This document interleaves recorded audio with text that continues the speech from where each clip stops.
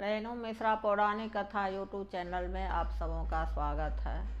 तब दोस्तों, आज मैं आप सबों को 16 सोमवारी व्रत कथा सुनाने जा रही हूँ।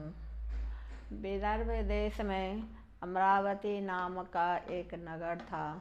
वहाँ पर एक बहुत बड़ा शिव मंदिर है।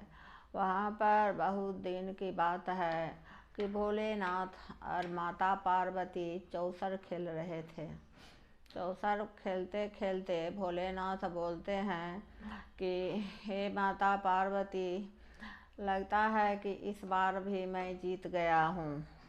तो माता पार्वती बोलती हैं कि नहीं, ऐसा नहीं हो सकता है, ज़रूर आपने छल किया है।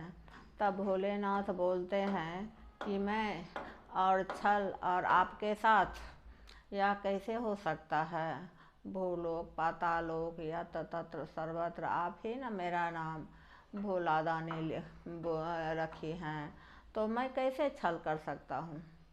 तब माता पार्वती बोलती है कि रुकिए, मैं किसी को बुलाती हूँ। तब गुरु साधक वहाँ पर कुछ दूर पर माता पार्वती को दिखाई दिए। तो माता पार्वती गुरु साधक को बुलाए। गुरु साधक से माता पार्वती बोली कि हे गुरु, आप बोलिए कि हम जीते हैं कि भोलेनाथ जीते हैं। गुरु साधक जो थे वे डर गए। वे बोले कि हे माता, मैं यह कैसे बतला सकता हूँ कि आप जीती हूँ कि भोलेनाथ जीते हैं। तब माता पार्वती बोलती है कि हे गुरु साधक, आप बोलिए कि मैं जीत गई हूँ। वे तो बहुत डर गए थे, गुरु साधक बहुत डर गए थे। तो वे बोले कि हे माँ अंबिके, मन ही मन सोचे कि हे माँ अंबिके, मुझे माफ़ कर दीजिए। हे भोलेनाथ, आप ही मेरी रक्षा कीजिए। यह सब करके डरते डरते वे बोलते हैं गुरु साधक कि हे माँ, आप तो हार गए हैं। यह बात सुनते ही माँ पार्वती बहुत गुस्सा गई और बोली कि मैं आपको शाप देती हूँ कि आपको कुष्ठ रोग हो जाएगा। बेचारे गुरु साधक को कुष्ठ रोग हो गया। तब भोलेनाथ बोलते हैं कि हे गुरु साधक, आप डरिए नहीं, आप ही के लिए यह मंगल व्रत का शुरुआत होगा, जो आप ही शुरू कीजिएगा 16 सोमवारी व्रत। उसी से आपका कुष्ठ रोग जो है सो ठीक हो जाएगा। वहीं पर बहुत दिन तक गुरु साधक जो थे कुष्ठ रोग से पीड़ित होकर उसी मंदिर के पास में अपना बैठे रहते थे। एक रोज आकाश से अप्सरा आई और गुरु साधक को बोली कि हे साधक, आपको यह क्या हो गया है। तो गुरु साधक बोले कि हमको माता पार्वती शाप दी है। वे लोग चौसा खेल रहे थे, वे हार गए, तो हम यह बात बोल दिए, तो इसी के चलते वे हमको शाप दे दिए हैं। तो वह अप्सरा बोली कि हे गुरु साधक, आपका कुष्ठ रोग जो है सो ठीक हो जाएगा, आप 16 सोमवारी व्रत कीजिए। तो गुरु साधक बोले कि वह कैसे किया जाएगा। तो बोली कि 16 सोमवारी को आप नमक नहीं खाइएगा और आधा किलो गेहूं के चूरमा में घी और शक्कर मिला करके उनको 3 भाग करके एक भाग गाय को दे दीजिएगा, एक भाग शिव मंदिर में दे दीजिएगा और एक भाग जो बचेगा वह आप सब लोग खा लीजिएगा। और 17वां सोमवारी जो आएगा तो उसमें 5 किलो गेहूं का चूरमा बना करके और मंदिर में भी एक भाग दे दीजिएगा, एक भाग गाय को दे दीजिएगा और एक भाग आप खा लीजिएगा। उस दिन से बेचारे जैसे जैसे वह अप्सरा बतलाई वैसे वैसे वे बेचारे किए। 17वां सोमवारी का जो उद्यापन हो गया सोमवारी का, तो वो बेचारे का कुष्ठ रोग जो था वह ठीक हो गया। फिर माता पार्वती गई मंदिर पर तो गुरु साधक से बोली कि हे गुरु साधक, आपका कुष्ठ रोग कैसे ठीक हो गया। तो वे बोले कि एक अप्सरा आई थी, वह हमको बतलाई 16 सोमवारी करने के लिए, वही 16 सोमवारी हम किए तो उसी से मेरा ठीक हो गया। तब माता पार्वती कहती है कि मेरा जो पुत्र है कार्तिक, वह हमसे रूठ करके गया है। मैं अगर 16 सोमवारी करूँगी तो मेरा रूठा हुआ पुत्र मेरे पास आ जाएगा। तो वे गुरु साधक बोले कि हाँ, क्यों नहीं आ जाएगा माता, आप भी कीजिए।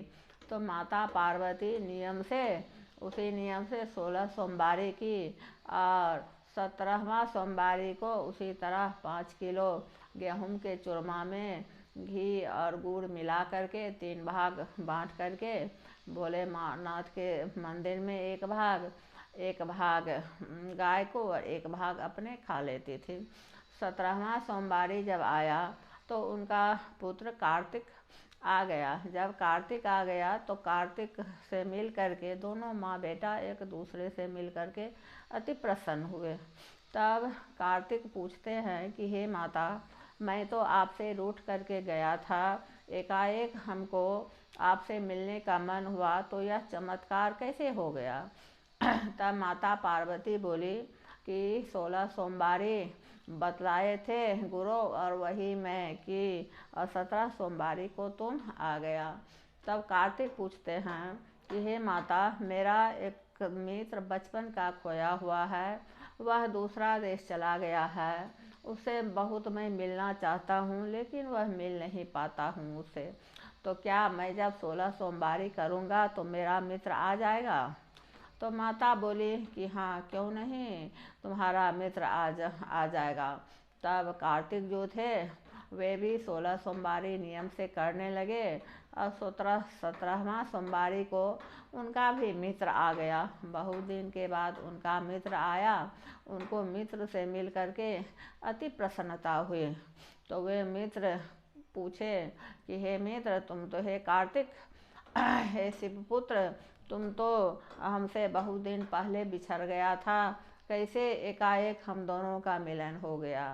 तब वे बोले, कार्तिक बोले कि ऐसे ऐसे मैं 16 सोमवारी किया हूँ, 17 सोमवारी को उद्यापन हुआ, तब तुम आ गए हो। तो वह मित्र बोला कि हे मित्र, मैं भी अपने शादी के लिए 16 सोमवारी करूँगा, तो सर्वगुण संपन्न पत्नी मुझे मिलेगी? तो कार्तिक जी बोले कि क्यों नहीं। तो वे मित्र भी 16 सोमवारी करने लगे। 17वां सोमवारी को जब उद्यापन किए तो वे नगर भ्रमण में निकले। नगर भ्रमण में जब निकले तो वहाँ पर एक राजा की लड़की का स्वयंवर हो रहा था, और हाथी को राजकुमार को माला पहनाना था। हाथी घूम रहा था। उनके मित्र जब गए तो वह हाथी इन्हीं के सिर में माला पहना दिए तो उस दोनों का शादी हो गया। तो उसकी पत्नी का नाम था वैभवी। शादी के रात वैभवी पूछती है कि हे प्रिय, आप तो ब्राह्मण कुल से हो, और हमसे आपकी शादी कैसे हो गई? किस पुण्य के प्रताप से तो आप हमको पत्नी के रूप में पाए हैं? तब वे बोले कि वामन नाम था उनका। तो वामन बोले कि मैं तुमको पाने के लिए 16 सोमवारी व्रत किया, 17वां सोमवारी को मैं उद्यापन किया, तब तुमसे मेरी शादी हो गई। तब वैभवी बोली कि आज से ही अगर मैं अच्छा पुत्र रत्न की प्राप्ति के लिए अगर मैं 16 सोमवारी करूं, तो क्या मुझे 9वां महीना पुत्र रत्न की प्राप्ति होगी? तो वे बोले कि वामन बोले कि हाँ, क्यों नहीं होगी। यह बात कह के वैभवी भूल गई और अपने गृहस्थी जीवन में लग गई। वामन जो अपना सोमवारी करते थे, 17 सोमवारी 16 सोमवारी का उद्यापन करके, और फिर वह दूसरी बार भी 16 सोमवारी शुरू कर दिए थे, और उनका जो सोमवारी व्रत था वे कर ही रहे थे। एक दिन संयोग से उनके 17वां सोमवारी को उनका उद्यापन था। तो वे अपने मंत्री से बोले कि हे मंत्री, जाइए और वैभवी को कहिएगा कि आज मेरा 17वां सोमवारी है, 5 किलो गेहूं का चूरमा में घी और गुड़ मिला करके देगी।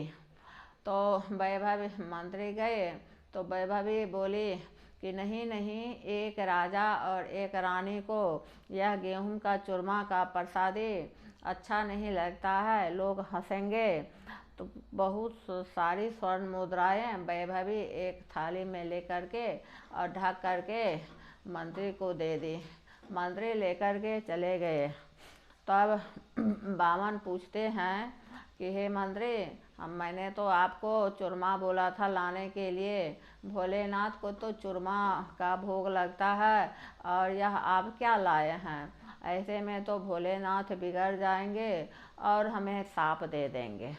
ऐसा ही हुआ। इतने में भोलेनाथ आकाशवाणी किए कि हाँ, तुम्हारी पत्नी को रानी बनने का बहुत घमंड हो गया है, इसके चलते उसको गेहूं का चूरमा देने में बहुत शर्म लगता है।